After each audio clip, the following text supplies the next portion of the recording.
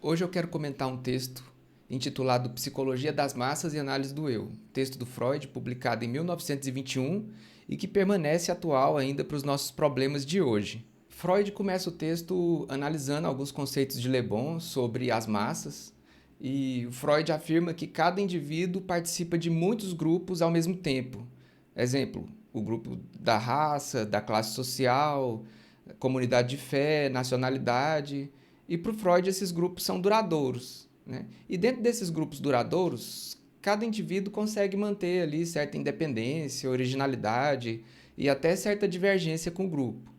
Mas o que acontece é que constantemente surgem alguns grupos que o Freud chamou de barulhentos e efêmeros. Nesses grupos de formação efêmera, transitória, que se sobrepõem aos grupos duradouros, o principal aspecto é que as características individuais de cada pessoa desaparecem temporariamente, né? O indivíduo faz certas ações que normalmente ele não faria, né? Para Le Bon, na massa ocorre o apagamento da personalidade consciente, a diminuição da inteligência e o aumento da afetividade. Isso é, amor e ódio fica assim ampliado. Os indivíduos inseridos na massa, por mais diferente que seja a sua formação, eles vão ter um comportamento semelhante, né? É uma espécie de alma coletiva no interior da massa. E eles mostram também a tendência em transformar imediatamente em atos as ideias sugeridas. Por exemplo, um indivíduo inserido na massa quer brigar com alguém por alguma ideia divergente, né? Se ele não tivesse na massa, ele pensaria duas vezes, ele teria alguma força restritiva ali, mas a massa reforça esse comportamento dele de querer transformar em ação algo que era só uma vontade. Por outro lado, a massa é um rebanho dócil na manipulação. Ela não pode jamais viver sem um senhor, um chefe, um líder. E esse líder precisa corresponder à massa, se apresentando também como um fascinado, né, por uma forte crença, uma ideia. E ele tem que possuir uma vontade forte, imponente, que a massa vai aceitar passivamente. O líder deve o seu poder ao que o Le Bon chamou de prestígio. E o Freud compara o prestígio à hipnose. Mas Freud faz uma ressalva, que todo prestígio depende do sucesso e é perdido com o fracasso. Então ele parte para a análise de sugestão e libido. Ele descarta a teoria que atribui à sugestão o fator que mantém o grupo unido. Freud diz que é a libido que mantém essa coesão do grupo, né? Os subordinados têm um afeto entre si por amarem o líder, e a fascinação com o líder decorre desse poder, dessa vontade forte, uma libido que deve ser ostentada para demonstrar uma força superior àquela dos demais membros do rebanho por ele conduzido. E o Freud passa a análise do que ele chama de massas artificiais, ele dá como exemplo a igreja e o exército, né? Freud não encara o líder da mesma maneira que Le Bon. O Freud, né, apresenta o conceito de massas artificiais e cita a igreja e o exército para dar o exemplo do que sejam essas massas artificiais. Essas massas têm líderes, segundo Freud. Jesus é a figura do líder na igreja e o general, o líder no exército. E por que esses grupamentos são artificiais? É porque é preciso certa pressão exterior para manter esses grupos unidos. Quem deseja deixar esses grupos pode receber punições, né? A excomunhão, crime de deserção, perda de salário. E o Freud lembra, em relação à igreja, que sair dela pode ter consequências muito negativas, porque toda religião é uma religião de amor para aqueles que a abraçam e tende à crueldade e à intolerância para com os não seguidores. Em relação ao exército, Freud cita o caso do exército prussiano, que era totalmente pragmático, né? Os generais desse exército não levantavam fascínio, alguma paixão dos soldados, né? Os soldados não tinham que lutar por amor a isso, glória daquilo, tinha que lutar porque eles eram soldados e ponto. E isso fez com que os membros desse exército tivessem mais traumas depois da guerra. Então Freud percebe que pode haver sim um aspecto ideológico nesses grupamentos. Ele não usa o termo ideologia, né? Ele usa ideias e tal, para manter a coesão, como pátria, glória nacional, mas esses aspectos para ele não são obrigatórios para a existência de um exército. E ele cita exércitos que não tiveram esses aspectos, como o de Júlio César em Roma, Wallenstein, Napoleão, para confirmar a sua análise, né? Para Freud, a análise dessas massas deve partir do papel do líder da psicologia da massa, a fim de esclarecer o principal fenômeno da massa, que ele chama, que é, em suas palavras, a ausência de liberdade do indivíduo na massa. Então, Freud divide as massas em dois tipos, aquelas com líderes e as sem líderes. As massas com líderes são as mais primordiais, são aquelas duradouras. E aqui uma ressalva, né? Freud vê a igreja como uma massa transicional, entre aquela com líder e a sem líder. E em que isso interessa? É que na massa com líder, o fator de aglutinação, que mantém tudo unido ali, vem com uma pressão exterior ao indivíduo, né? Pode vir, e a massa sem líder, ela se liga muito mais a uma abstração, que Freud chama, né? Uma ideia, uma tendência em comum, um sintoma, um desejo partilhado por um grande número de pessoas. Entretanto, essas ideias podem sim se materializar na pessoa de um líder, que Freud chama de líder secundário. Mas o que une as pessoas desse grupo ao seu líder seria o fato que ele encarna essa ideia em comum. Seja o ódio a uma pessoa, a uma instituição, uma ideia. É isso que vai gerar as ligações afetivas de dependência ali dentro do grupo. O fator de aglutinação, então, nessa massa, está interiorizado no indivíduo. Ele não precisa de uma pressão exterior artificial. Eles partilham da mesma abstração, da mesma ideia, ou do mesmo sintoma. É preciso compreender que essa questão da massa com líder e massa sem líder é só uma linguagem técnica do Freud. Para ele, todas têm líder, mas um é um líder secundário que só encarna a ideia, tá? E o outro seria mais ou menos um líder funcional. No tipo de massa efêmera, existe sim o líder, né? Mas ele é mais simbólico. Nem sempre ele é o líder institucional dessa massa. Ele pode ser. Depois, Freud parte para explicar o conceito de identificação, né? Então, identificação para ele é a mais primordial forma de ligação afetiva a um objeto.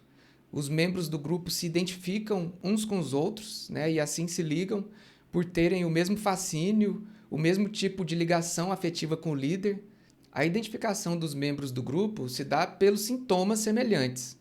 Mesmo tipo de recalque, mesmo tipo de ódio, preconceito, intolerância. O que a gente tem que ressaltar aqui? É que a identificação se dá por sintomas semelhantes e que a identificação ela é horizontal, de membro para membro do grupamento, do rebanho.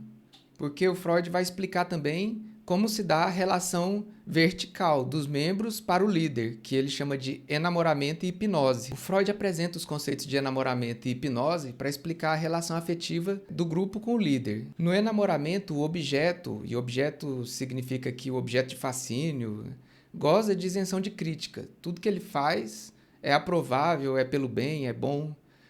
O eu que admira esse objeto, o líder, se torna cada vez menos exigente, mais modesto, e o objeto de seu fascínio se torna cada vez mais sublime, mais precioso, até que o autossacrifício seja uma consequência natural, pois tudo que o objeto faz e pede é justo e irrepreensível. A consciência não se aplica a nada que acontece a favor do objeto, e na cegueira do amor, o indivíduo pode, muitas vezes, sem remorso, se tornar um criminoso.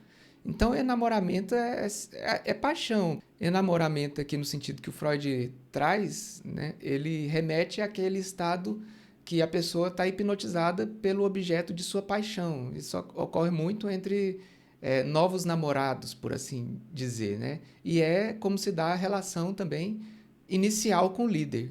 Só que do enamoramento à hipnose basta um pequeno passo. As concordâncias entre os dois são óbvias. A mesma humilde sujeição, a mesma docilidade, a ausência de crítica ante o hipnotizador, como diante do objeto amado. A massa hipnotizada põe o mesmo objeto no lugar de seu ideal de eu. E assim os membros se identificam uns com os outros em sua hipnose. E, a meu ver, aqui o Freud chega ao ponto mais importante do texto. O que significa colocar esse objeto no lugar do ideal do eu? Primeiramente, a gente tem que tentar compreender o que é o ideal do eu. Esse ideal do eu é uma instância do psiquismo que é composta por um conjunto de interdições, proibições e exigências interiorizadas. É uma espécie de conjunto de leis pessoais, né, para resumir bem toscamente, que cada indivíduo traz consigo. Então, é mais ou menos assim. Suponhamos o cidadão hipotético fulano. Fulano, em condições normais, tem lá seu ideal de eu, certas normas sobre não agredir quem pensa diferente dele, sobre não cometer certos gestos em público, sobre não agredir certos grupos, né? Não lutar contra o direito de certas pessoas. Mas acontece que o senhor fulano entrou para uma dessas massas efêmeras que o Freud chama. E agora ele está fascinado por esse líder que fala tudo aquilo com que ele concorda e acredita. E ele coloca a figura desse líder, esse objeto, no lugar do seu próprio ideal do eu. Ele retira ali seus conjuntos de interdições pessoais e coloca ali a figura daquele líder como agora a sua lei particular.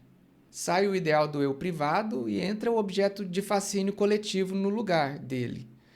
Mas esse movimento só ocorre porque o eu já estava inclinado a essas ideias, é claro. Né? Então, a parte da libido narcísica do eu que é atraída por esse objeto. Isso é, aquela parte de si mesmo que olha para o líder e se vê espelhada ali. E Freud faz uma distinção entre dois tipos de rebanho.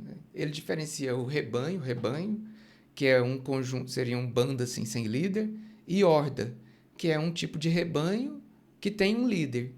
E Freud passa a analisar um aspecto narcísico, que é a identificação do eu com o ideal do eu. A gente vai ver em que isso interessa, né? Freud começa analisando o fato de que em pessoas que têm um humor que oscila muito, que varia da euforia para a tristeza, da mania para a melancolia, em que ocorre um ciclo constante, né? Ocorre que o ideal do eu é que oscila constantemente, nesse caso, variando de um ideal de eu tirânico, que inculca um monte de sentimento de culpa, de erro, autocrítica, né? Sentimento de impotência, é a fase da melancolia, e varia então para um ideal do eu dócil, sem nenhuma autocrítica, que levanta a nossa bola, né? Com ausência de inibições, ausência de reprovação a si mesmo, é a fase da mania, da euforia, aí a gente vai lá para cima, né? Uma fase de onipotência. Aqui ele chega ao ponto interessante, é que as pessoas em sociedade, elas vivem restringidas por um conjunto de regras, né, no dia a dia, das quais elas prefeririam se ver, inconscientemente elas prefeririam estar livres. E ele diz, né, muitos de nós costumamos usar uma festa, uma data, o carnaval, como desculpa para nos livrarmos por um tempo desse ideal de eu constrangedor cheio de regras. E aí, quando o indivíduo se entrega à massa, ele sente esse alívio, né, do estado de euforia, por trocar o seu ideal do eu constrangedor por um ideal do eu ausente de inibições. É uma sensação prazerosa para os seus membros, entregar-se tão abertamente às suas paixões e fundir-se na massa, perdendo o sentimento de delimitação individual. Então, para o Freud, não é notável que o indivíduo na massa faça ou aprove coisas que evitaria em condições normais de vida. É uma grande carnavalização a entrada na massa. O indivíduo na massa tem suas afetividades, suas paixões intensificadas, né? E a capacidade intelectual, a inteligência, ela diminui. Ocorre um estado de retorno ao nosso estado selvagem, pré-civilizacional. Em seguida, o autor apresenta teorias biológicas que apontam a tendência de os seres vivos juntarem-se em unidades cada vez mais abrangentes, né? O indivíduo sente-se incompleto quando está só e, portanto, ele teme contradizer esse rebanho, né? Porque equivale a separar desse rebanho, e por isso ele evita com angústia. Então, o instinto de rebanho, nessa teoria, seria algo primário, que não pode ser decomposto, faz parte de nós. O Freud apresenta essa teoria para, em seguida, refutar. Ele não acredita que é algo que faz parte da nossa composição, algo que não pode ser decomposto, por assim dizer. Então, ele faz uma crítica a essas teorias, porque elas não explicam a necessidade de ter um líder, bastaria fazer parte do rebanho. Mas então, e por que precisar de um líder? E para explicar a necessidade desse líder, o Freud diz ter adotado uma conjectura de Charles Darwin, segundo a qual a forma primitiva de sociedade humana foi a de uma horda, governada irrestritamente por um macho forte. Horda aqui no sentido de rebanho, tá? Esse macho forte, um pai muito libidinoso, possuía todas as fêmeas e impedia que os demais membros desse grupo, seus filhos, satisfizessem impulsos de meta sexual. obrigando esses filhos a viverem em um eterno estado de abstinência. Os irmãos, igualmente insatisfeitos, matam esse pai para que cada um possa satisfazer seus impulsos sexuais diretos, mas esses irmãos entram em um acordo que ninguém pode tomar o lugar do pai. Todos devem respeitar os limites de seus outros irmãos. Então a sociedade se baseia para o Freud nesse ciúme sexual e na intolerância, modificados. Freud compreende o caráter mítico dessa história, mas ele julga esse mito como uma herança psíquica que ajuda a compreender como se formam essas massas na sociedade. E o Freud fala que tanto não precisa de rebanho, necessariamente, porque os indivíduos em um primeiro impulso tendem a ser rivais, né? Mas eles acabam renunciando a isso, a tentar se sobressair em relação aos outros indivíduos, e invertem esse ódio que poderiam sentir entre si em afeto, por sentirem afeto pela mesma pessoa que está de fora da massa, que é o líder. Os indivíduos todos devem ser iguais entre si, mas todos querem ser dominados por um só.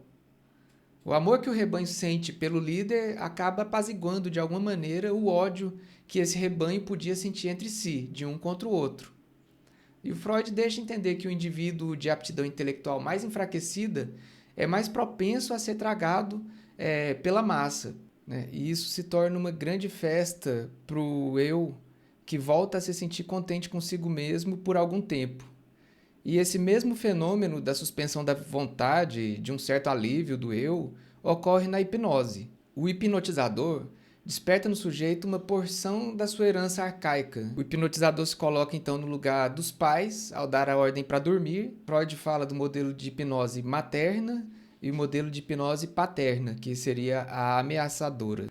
Para o Freud, o fenômeno de formação da massa é idêntico ao da hipnose. Ocorre uma paralisia que vem de alguém que se sente muito impotente ao se deparar com alguém que ele julga muito poderoso, como os pássaros que se paralisam ante uma serpente. O hipnotizador toma, então, o lugar do ideal do eu, da lei, e o indivíduo, tomado por esse sentimento de desamparo, revive, então, a sua herança primitiva, antiga, né? Revive o mito do pai superforte.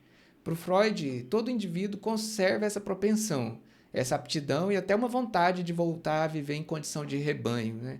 Em determinado grau. Então, para o Freud, todo mundo tem, em determinado grau, essa vontade de voltar a ser dominado por esse macho julgado como super forte. Pelo menos esse macho precisa dar a aparência de que ele é super forte. E o eu passa a enxergar como verdade tudo o que o hipnotizador solicitar. E o Freud faz uma explicação muito necessária, muito importante, que o ideal do eu, além de suas funções, né, de impor essas restrições, esse aparato legal, ele tem também a função de verificar o que é verdade e o que não é, uma noção de realidade. Então, ao se perder esse ideal do eu, a gente perde também a possibilidade de verificar a realidade. O Freud diz que o ideal do eu tem entre suas funções exigir as provas de que algo é real, a prova de verdade. E o ideal do eu fica suspenso na hipnose.